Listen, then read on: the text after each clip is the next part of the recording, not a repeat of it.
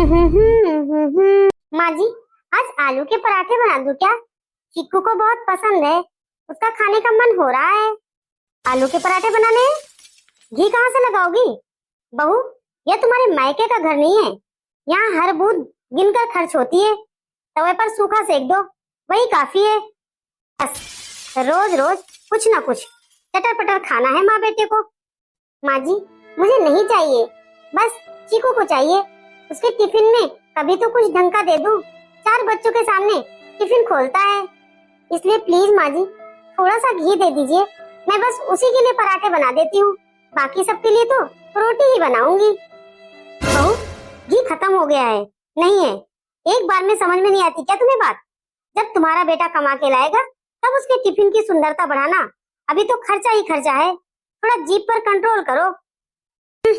बड़ी आई घी के पराठे बनाने वाली, लगता है घी इसके मायके से आता है। से मैं इस घर में शादी करके आई हूँ, पता नहीं कैसे बंधन में बंध गई हूँ, जहाँ खुद की मर्जी से एक गिलास पानी भी नहीं पी सकती। गजब आदत है इस बुढ़िया की, तंग करके रख दिया है। बहुत कंजूस देखे मैंने अपनी जिंदगी में, लेकिन यह तो सबकी बाप निकली। ऐसा लग रहा है जैसे 100 कंजूस मरे होंगे तब जाकर यह पैदा हुई होगी। हद होती है कंजूसी की भी। मुझे तो ऐसा लग रहा है जब यह बुढ़िया मरेगी तो सारे पैसे साथ में लेकर जाएगी। बुढ़िया की नजर इस घर में गिद्ध की तरह घूमती रहती है, कहीं कुछ नुकसान न हो जाए, कहीं कुछ खराब तो नहीं हो रहा है, कहीं कुछ बर्बाद तो नहीं हो रहा है। अगर मैं अपने पति से भी कुछ बाहर से खाने पीने की चीज मंगा लूं या कुछ चुपके से किचन में बना लूं, तो पता नहीं कैसे इस बुढ़िया को इसकी भनक लग जाती है। आंख के साथ साथ इसकी नाक भी बड़ी तेज है, हर चीज सूंघकर पहचान लेती है। मुझे याद है एक बार जब मैं माँ जी की चोरी से घी मंगवाई थी और मैं पराठे अभी सेक ही रही थी, पता नहीं कैसे उनकी नाक में उसकी महक चली गई। कितना बवाल कर दिया था माँ जी ने, बना हुआ खाना भी नहीं खाने दिया था किसी को। और मुझसे तो 4 दिन तक बात नहीं की थी माँ जी ने। उसे चिल्ला चिल्ला के बोल रही थी, यह मेरी चोरी से घर में सामान मंगवा के खा रही है, जैसे मैं उसे कुछ खाने को ही नहीं देती हूँ। मैं माँ जी की कंजूसी की हरकतों से तंग आ गई हूँ। सोनम, मैं क्या कर सकता हूँ? माँ की हरकतों से तो मैं अच्छी तरह वाकिफ हूँ, लेकिन मैं कुछ भी नहीं कर सकता हूँ। मैं भी बहुत परेशान हूँ माँ जी की हरकतों से। और रही बात माँ को सुधारने की, तो वो तो किसी के बस की बात नहीं है। जब पापा उन्हें नहीं सुधार पाए तो हम और कोई और कैसे उनको सुधार सकता है? इसलिए सोनम, माँ के हिसाब से ही तुम चलो, वही अच्छा रहेगा सभी के लिए। माँ जी के साथ रहते रहते इनको और पापा जी को भी कंजूसी की आदत पड़ गई है, लेकिन मैं क्या करूँ? मैं कैसे रहूँ माँ जी के साथ? मुझे तो कुछ समझ में ही नहीं आ रहा है। तुम्हें क्या बताऊं सुनीता बहन, भाई जब से मेरी बहू आई है ना, मैंने तो सब चीज छोड़ दिया है उसके भरोसे। उसका घर है, अब वही संभाले। रूपाली बहन, ये आपने बहुत अच्छा किया, जो सारी जिम्मेदारी आपने बहू को दे दिया। अरे अब हम कब तक घर संभालेंगे? अब हमारी उम्र भी हो चली है। माँ जी कितना झूठ बोल रही है, कैसे आंटी जी को बता रही कि मैंने सारी जिम्मेदारी अपने बहू के ऊपर छोड़ दिया है। पर असल में क्या है कि माँ जी तो हर चीज में ताला लगा कर रखती हैं और हर एक चीज हमें नाप तोल के देती हैं। यहाँ तक कि खाना बनाने के लिए दाल चावल भी माँ जी मुझे रोज का रोज नाप के देती हैं। मैं अपनी मर्जी से थोड़ा सा भी चावल बढ़ा नहीं सकती हूँ। माँ जी, इस बार सोचा है मैंने कि अपने लिए एक नई साड़ी और चीकू के लिए नए कपड़े ले लेती हूँ दिवाली पर, क्योंकि माँ जी लोग तो नए कपड़े ही पहनते हैं ना दिवाली पर। मैं तो कितनी बार पहनी हुई साड़ी पहन चुकी हूँ, इस बार एक नई साड़ी ले लेती हूँ। बहू, इतनी साड़ियाँ हैं तुम्हारे पास, फिर भी नई साड़ी की तुम्हें क्या जरूरत पड़ गई है? पहनी हुई साड़ियाँ हैं तो क्या हुआ, क्या दोबारा नहीं पहन सकती हो? लेकिन माँ जी वो साड़ियाँ तो पुरानी हो गई हैं। अच्छा, तो तुम भी पुरानी हो गई हो ना, तो क्या करूँ, इस दिवाली में तुम्हें भी बदल दूँ? अच्छा ठीक है माँ जी, मेरे लिए ना सही, कम से कम चीकू के लिए तो कपड़े ले लीजिए, वो तो बच्चा है। देखो बहू, मुझे भी पता है चीकू के पास कितने कपड़े हैं। हाँ ध्यान देना है वहाँ ध्यान दो, जाओ पहले जाकर पूजा की तैयारी करो। कपड़े पहनकर लोगों को दिखाना नहीं है, पूजा विधि से होनी चाहिए, ये जरूरी है। अभी हर दिवाली पर नए कपड़े पहनेगी, पुरानी रखी हुई साड़ी नहीं पहनेगी। बहुत बड़ी धन्ना सेठ हो गई है ये। मुझे अच्छे से पता है माँ जी के बारे में, जो अपने पति और अपने बेटे की नहीं सुनती, वो भला मेरी अपनी बहू की क्या ही सुनेंगी। मेरे लिए ना सही, पर चीकू के लिए, कम से कम चीकू के लिए तो कपड़े ले ही देती माँ जी। मन तो कर रहा है कि अमित से बोलकर चीकू के लिए कपड़े मंगवा दूं, लेकिन मुझे ये भी पता है अगर मैं माँ जी की परमिशन के बिना कपड़े मंगा देती हूँ तो माँ जी दिवाली में मेरा दिवाला निकाल देंगी। अरे सोनम, क्या हुआ? तुम्हारा मूड इतना क्यों खराब है? माँ ने कुछ कहा क्या तुमको? अमित, मैंने तो अपने लिए कभी कुछ नहीं मांगा ना, और ना ही कभी माँ जी ने अपने मन से कुछ दिया, लेकिन वह तो चीकू के लिए भी मना करने लगी है। यह भी नहीं समझती कि वह बच्चा है।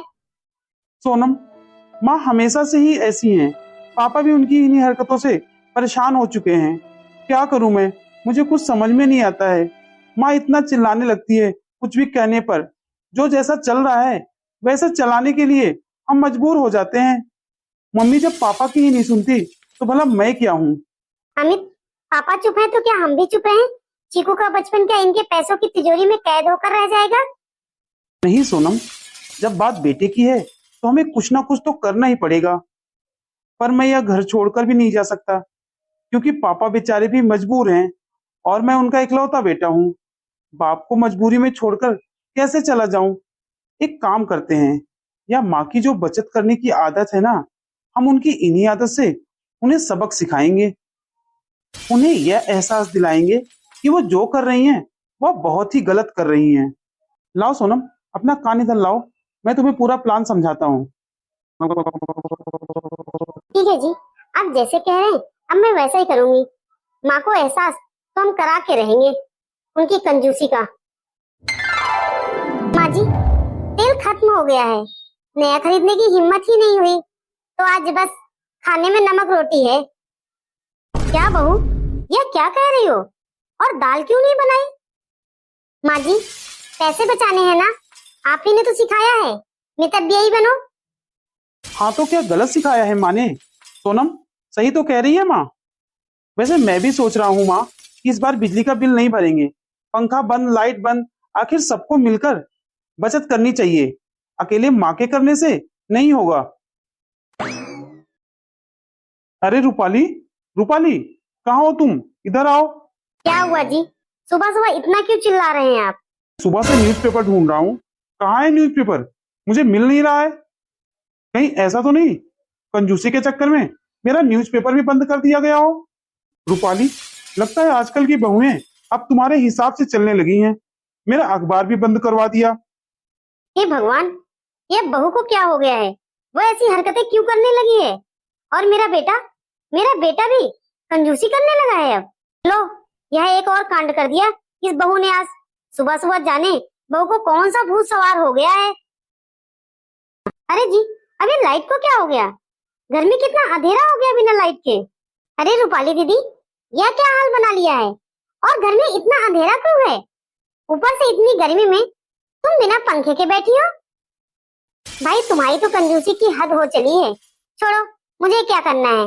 या पकड़ो तुम कपड़े। तुम्हारी बहू का फोन आया था मेरे घर पर, उसने मेरे पोते के कपड़े 1 घंटे के लिए मांगे हैं, अपने चीकू के लिए। सुना है उसे स्कूल में राजा बनना है, जिसके लिए नए कपड़े चाहिए। भाई अगर मेरे पोते को राजा बनना होता ना, तो मैं तो किसी का पहनाया हुआ कपड़ा कभी नहीं पहनाती अपने पोते को। मैं तो खुशी खुशी अपने पोते को नया कपड़ा खरीद कर देती। लेकिन तुम तो ठहरी बचत वाली, काम चला लोगी ऐसे ही, ऐसे मांग मांग कर। ये लो पकड़ो कपड़े, अब मैं जा रही हूँ। मुझसे तो बस 1 मिनट भी नहीं खड़ा हुआ जा रहा है इस गर्मी में। पता नहीं है रूपाली दीदी कैसे गर्मी में रह रही है। लगता है इनके घर की लाइट ही कट गई है, क्योंकि मोहल्ले में और सबकी तो लाइट आ ही रही है। ये सब क्या हो रहा है जी? नहीं तो कुछ समझ में ही नहीं आ रहा है। रूपाली, जो बोओगी वही तो काटोगी, कुछ अलग थोड़ी ना काटोगी। नमस्ते दादाजी। नमस्ते दादी जी। हाँ बेटा बोलो, किससे मिलना है तुम्हें? वो दादी, हम लोग चीकू के दोस्त हैं। हम लोग उसके लिए टिफिन लेकर आए हैं। लीजिए दादी, टिफिन पकड़िए। दादी, चीकू का फोन आया था। बेचारा बड़ा रो रहा था। उसे जोर से भूख लगी थी, लेकिन उसने बताया कि उसके घर में नमक रोटी बनी है, इसलिए हमें उसके ऊपर बहुत तरस आया, तभी तो हम उसके लिए खाना लेकर आए हैं। यह खाना आप उसे दे देना। ऐसा खाना तो उसने अपनी पूरी जिंदगी में कभी नहीं खाया होगा, क्योंकि उसके घर तो कुछ बनता ही नहीं है।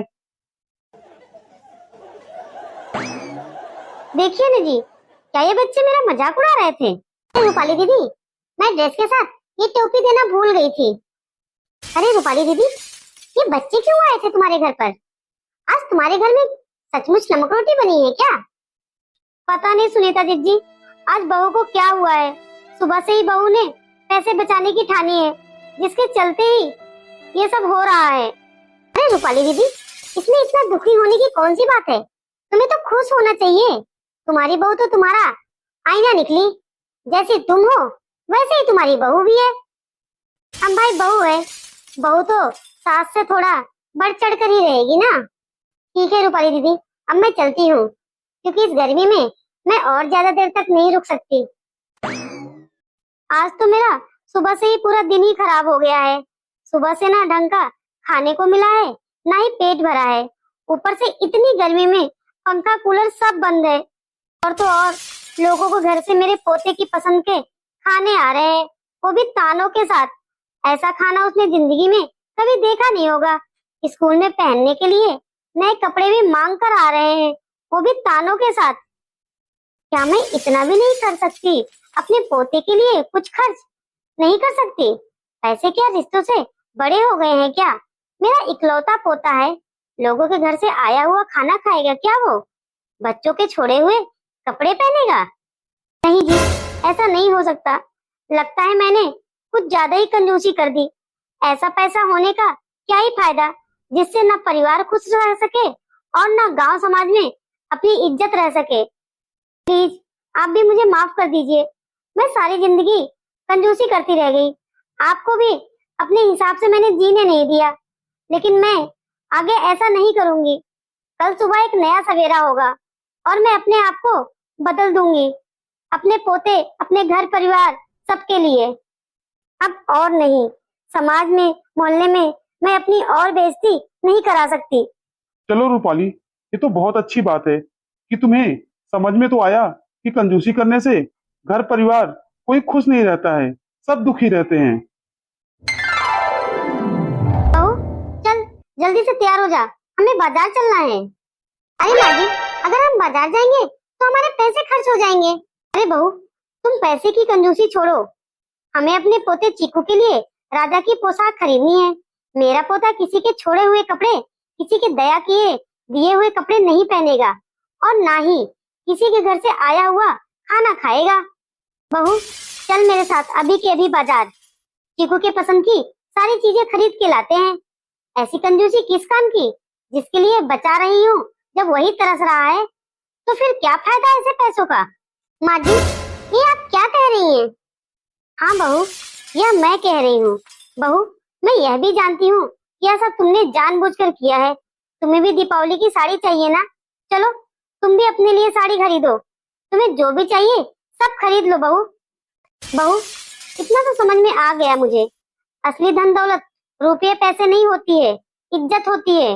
और जब समाज में मेरी कोई इज्जत ही नहीं रह जाएगी, तब मैं चारों तरफ से ऐसे ही बदनाम हो जाऊंगी। तो क्या फायदा ऐसे बचत करने का, जिसके लिए बचत कर रही हूँ? जब हर चीज के लिए तरस जाए तो क्या फायदा ऐसी बचत का?